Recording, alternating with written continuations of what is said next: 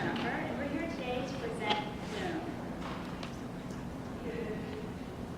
So no matter your age, race, or location, over 2 billion women in the world between the ages of 12 and 50 have one thing in common. We're all menstruating every month and will do so for approximately 38 years. And if you're a female in the US, there's an 85% chance that you're going to use a tampon with an applicator. Now, for the rest of you who don't use tampons or don't even know what a tampon is, Christine will go into a little bit of information as for a tampon. So this is a typical tampon that you would get from a public restroom. You open it, it's in a cardboard applicator, which is then in a plastic applicator. You open it up, and the plastic is pretty loud, it sounds like a candy wrapper. And then you open it up, and you're left with a tampon. You push the plunger up, which ejects the tampon, which goes into your vaginal canal. And then you are left with the 2 plastic components, the applicator and the plunger. All parts get disposed, and the tampon itself you should change every 4 to 6 hours. So for the men in this room, we know that this may not directly affect you, but when we look at it, you were all birthed by moms who at one point had their period.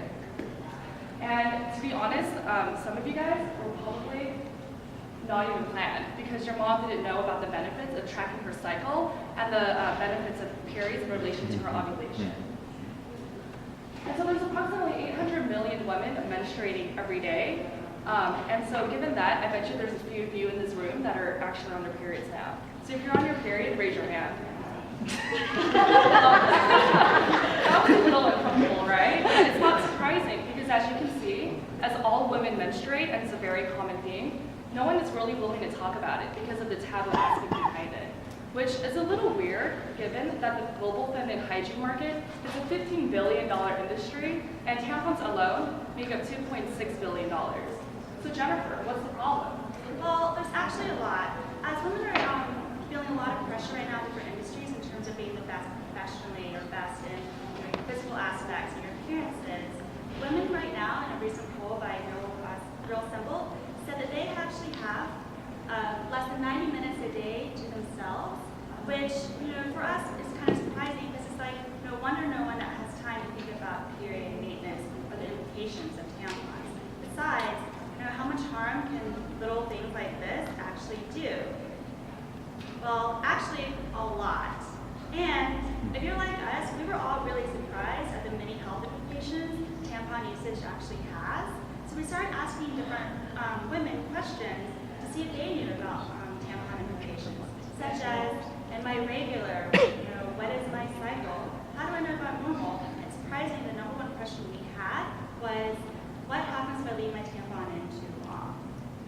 This made us kind of have this aha moment, which we realized that, like people, no period is the same. If we're all going to be menstruating anyway, why not try to figure out a solution where we actually have our periods work for us? So we've created Plume, the Plume system, a 2-pronged approach to menstruation, and the first biodegradable disposable tampon applicator with a smart reusable plunger and a data tracking mobile app. So everyone has a unique period. Why can't we make this experience unique? So Plume is the future of personal hygiene care that works to track your menstrual cycle. And then Shada will walk us through the product.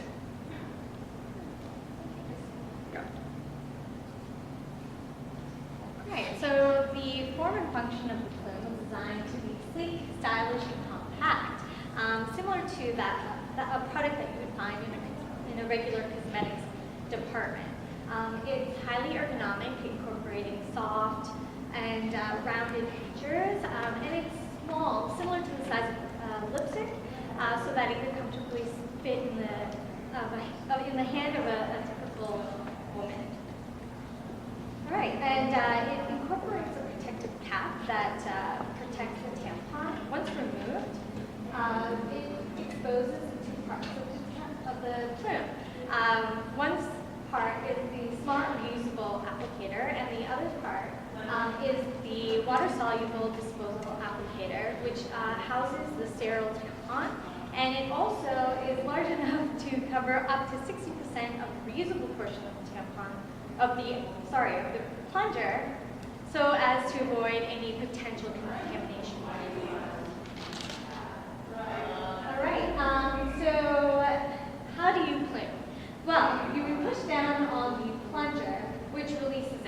now the size of a typical tampon. And so we're not changing any behaviors. A woman would use the Plume similar to that of any other tampon. So you push down on the plunger, which releases the tampon, and when the string of the tampon actually goes through the Plume, it signals that it is safe to push this button. This button is used to release the smart disposable applicator, which also activates the timer, and it also activates any signal to the network. The Plume is Bluetooth enabled, which allows you to seamlessly gather information to help you keep track of your menstruation. What's more, the Plume comes in a variety of colors, so it's customizable to fit your lifestyle. So Christine is now going to talk to you about the user experience when interacting with the app portion of the Plume. So when a woman uses Plume, it'll automatically be synced to a mobile app that can be downloadable for free. So let's say that we have a female named Sasha. It's her first time using Plume, and she's a female in her early 30s, has an irregular period, and she doesn't want to get pregnant. So she goes on Plume, and the great thing about Plume is that not only can Sasha register for a user, but also Sasha's partner. That way he too can also look into her cycle, maybe to know when he should avoid her or be extra next to her, or maybe so he can tell when she's ovulating or not, so they can be more conscious when having sex. And so Sasha is a female, she is avoiding pregnancy, and then she is then prompted to create a user profile. So after creating a profile, the first homepage that will appear is this. And as you can see, the bottom has a timer, which will automatically sync with the Plume usage, and it'll start working the minute that Sasha uses Plume. From there, it'll be able to detect when her last Plume was, and also tell her when she should next change her Plume, depending on her menstruation cycle. On the bottom, there's features such as data, calendar, a shopping cart, so when she knows she's low on Plume, she can automatically shop it here. So let's say 5 hours goes by, and then it's time for Sasha to change her Plume. She will automatically get an update reminding her to change her Plume, so she never forgets. The great thing about Plume is that through consistent use, it'll keep a record of your data of your past menstrual behavior and cycles. So this way, Sasha can start looking at her monthly behaviors and really get to see if she's normal or not. She can also see on the top right the number of Plume uses she has, so she can see how many tampons she's using at every menstruation cycle. And of course, there'll also be a calendar, so Sasha can easily look and see when her last Plume was, when her next Plume was, and maybe when she's next ovulating next, so she knows when she's more fertile, and so she can avoid unprotected sex. So while there's a lot of period apps out there, the difference between Plume and other period apps is that every other period app out there, a woman is having to manually go in and enter her information. So the data that is inputted is really dependent on a woman remembering to enter it and on the accuracy of the woman's putting it into. The nice thing about Plume is that it automatically syncs everything, and so it does everything for you. So all Sasha needs to do is just check the app. So now we've gone through how Plume works and some initial key benefits. Let's run through some quick numbers. Assuming that a woman will go through about 4 tampons on average a day, you actually go through about 12,000 in a lifetime. Now, looking at the organic tampon price right now, if you go to drugstore.com, you're going to be spending over $146 a year on tampons. However, with Plume, you actually are spending $67 a year on tampons every year. However, you do have the initial $60 upfront cost for the Plume product and service. And as you can see over a lifetime, you're going to be saving close to $3,000 on using the Plume. So now we have gone through the kind of cost benefit of using Plume system. Jesse will go through how we're actually going to be making this work. So the Plume business model ecosystem comes in 3 phases. The first phase is our startup phase. This is, because Plume is considered a Class 2 medical device, we'll have to go through FDA approval. When we start FDA approval, we have to file our 510K process, and then we also are planning to file our patent pending for utility and design patents. Once those are approved, we will then file our patents for those. In phase 2, this is our production and manufacturing ramp up. This is where we will be partnering with our existing manufacturer and producers to achieve a sales of around $4.16 million, about 1% of the alternative market space. And then on top of that, we will also be targeting, asking for or seeking a Series A investment of $3 million to help with this manufacturing and distribution ramp up. In phase 3, this is our vertical integration phase. This is where we will be taking our pending FDA approval. This is where we will be vertically integrating all production manufacturing into EPOC-owned facilities, and then we will be attacking the retail and mainstream marketplace. And then after this, in phase 1, this is startup mode. As you can see, we're driving sales through direct sales through our website, as well as various online social platforms, as well as our social media platforms. From here, we're buying direct from our manufacturers, so our profit margins are incredibly high, actually. And then next, this is our projected revenue. We project to be profitable by fiscal year 3, and from here, we're from fiscal year 1 through 5, we're basically doubling our sales revenue every year. So we are asking for an initial seed investment of $500,000. This investment will cover manufacturing, production, distribution, R&D, all operations expenses, as well as all of our expenses for the first 3 years that we are in startup mode. After that,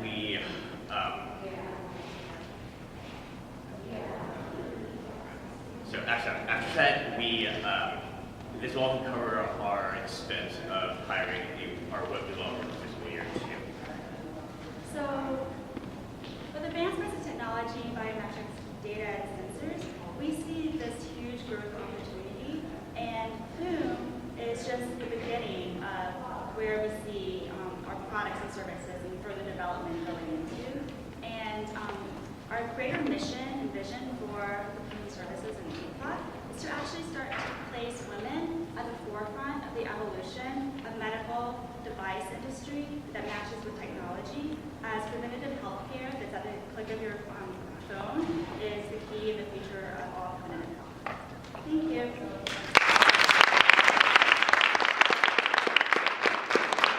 Now, this is Steve, Shada, and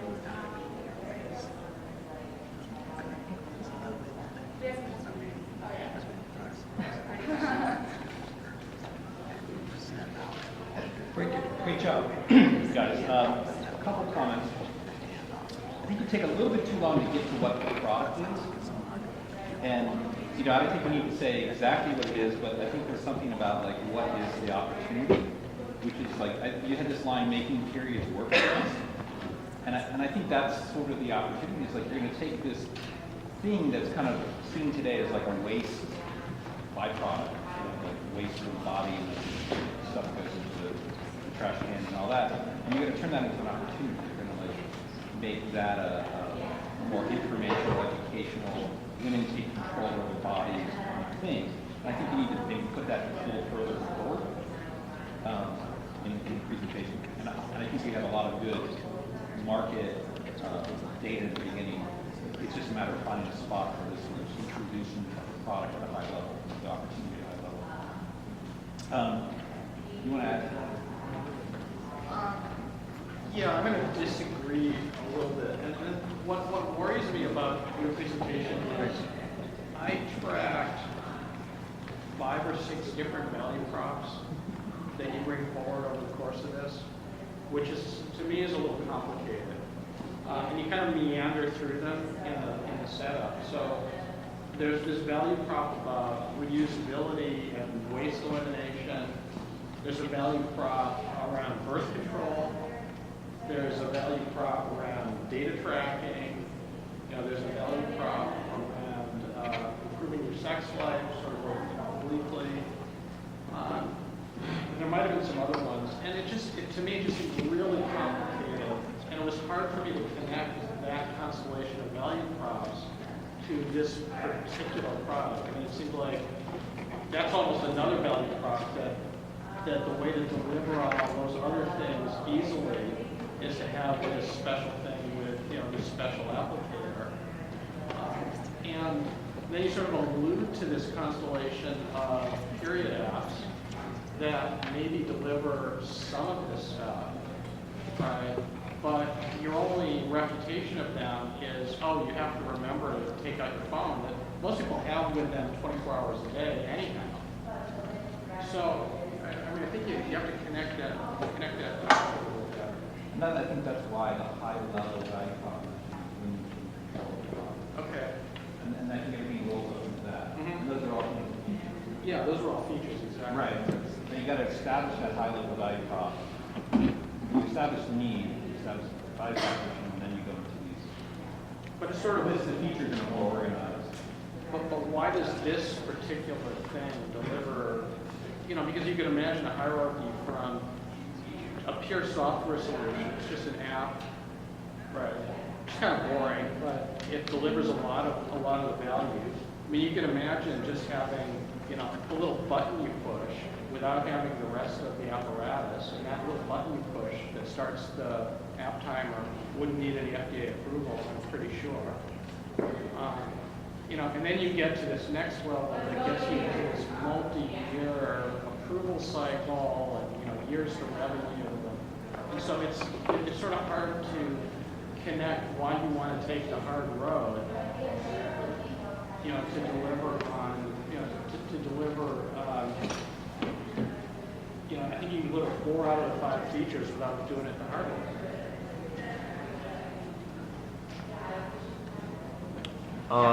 So how many of you remember when Steve Jobs pulled out the Nano from this little pocket here? So I feel like you guys need one of those moments that, you know, the grand reveal of what the product is, and with a lot more excitement, and preferably in the beginning of your presentation too, because I'm not sure if you guys are gonna have a model or whatnot, but you guys definitely need to focus on that because you guys are doing a hardware, like really emphasize that and get people excited about it, and then trickle into what it is and what you guys are trying to accomplish.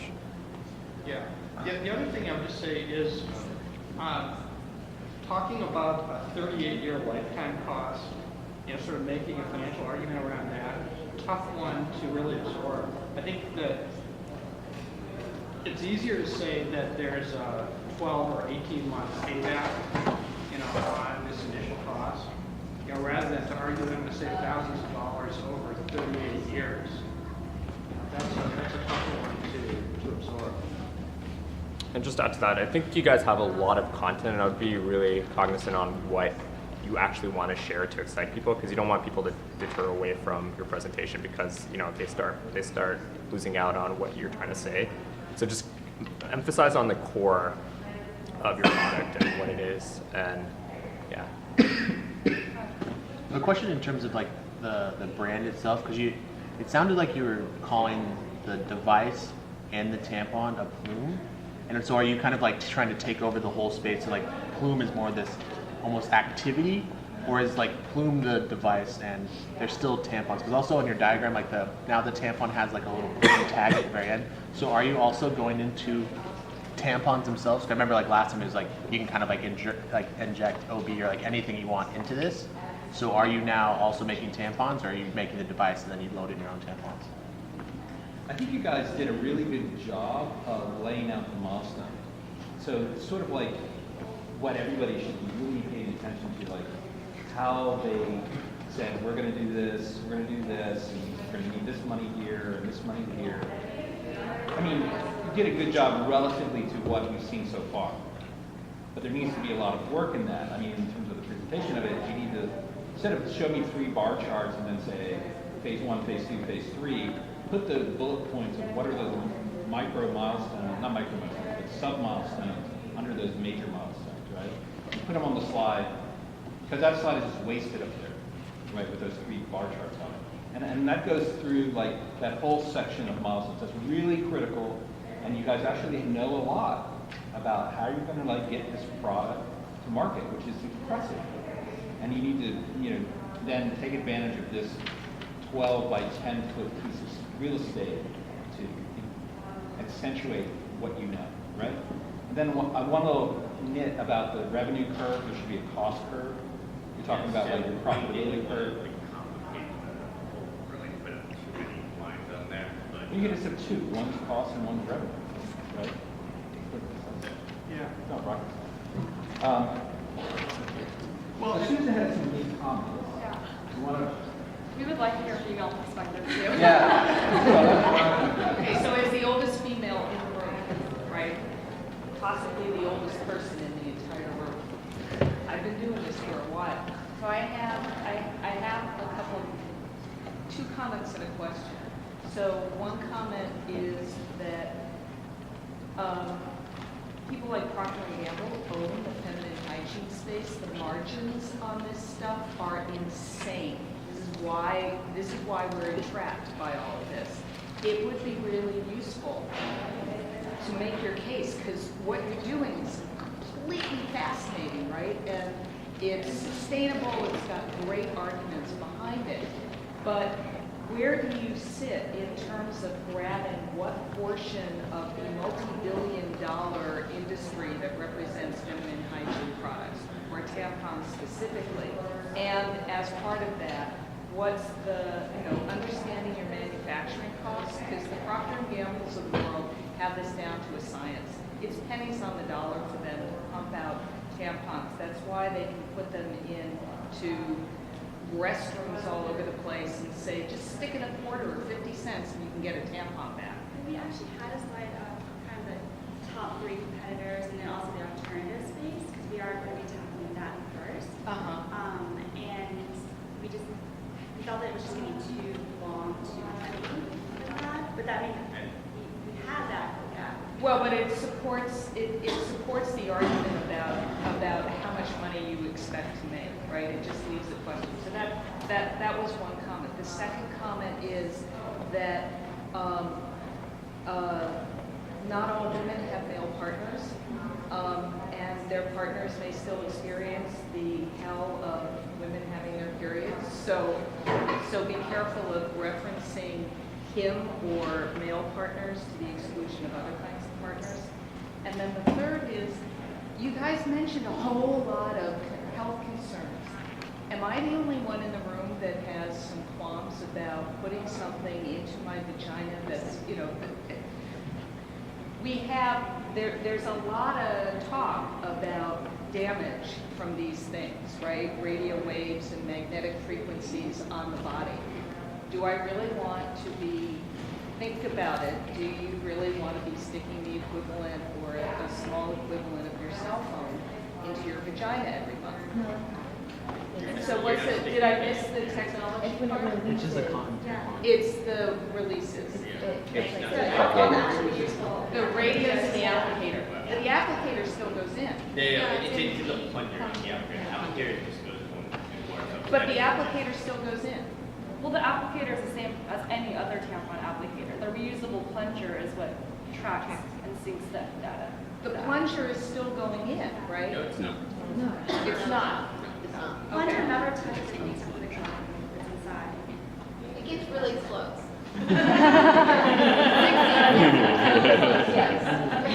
As close as you stops by to say hello. Okay. Just the tip. Okay. But and the opposite side of that is, if we can remove the fear about technology inserted in our body, you guys are on that path to revolutionize our understanding of the human body by putting technology in our body. That's why I think that's a closer is. Yeah, it didn't come up, it kind of came across a little, not flat, came off flat. Well, you're doing a great variation in wearables, and I like it. And from that standpoint, I think They're doing insertables. they're doing insertables, and you're creating, you're inventing a category, and I think that's fantastic. Could you go back to your financial slide again? I always have to ask that question.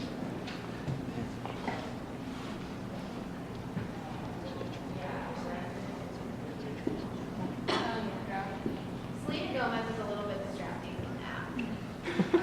Oh, it's Sasha Banks. Oh, she's just Unless she's your spokesperson, go for your spokesperson. Ambassador. So I'm sorry, so this slide is in dollars or millions? Dollars. So we're starting with, this is based on our unit sale projection. So first year we're selling around, I think, So you're projecting under $2 million of revenue in year 5? yeah, because we have to stay with the alternative market space, and we can't go retail and mass market until we get FDA approval. Yeah, I mean, this is going to be this is potentially a deal killer. Raising $500,000 into $2 million, $500,000.